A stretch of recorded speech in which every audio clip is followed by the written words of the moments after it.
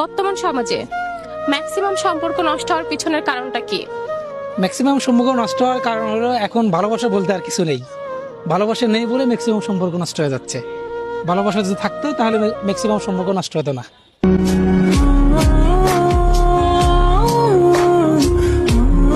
বর্তমান সময়ে ম্যাক্সিমাম সম্পর্ক কিসের জন্য নষ্ট হচ্ছে আপনার মতে? আমার মতে টাকার কারণেই নষ্ট হয় সম্পর্ক।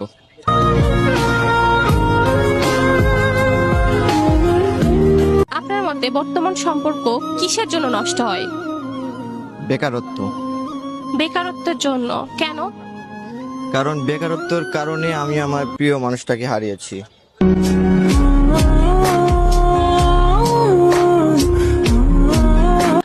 বর্তমান সমাজে ম্যাক্সিমাম সম্পর্ক নষ্ট হওয়ার পিছনে কারণটা কি? এখন ঘটনা হচ্ছে ভালোবাসাটা দুই দিক থেকে হয়।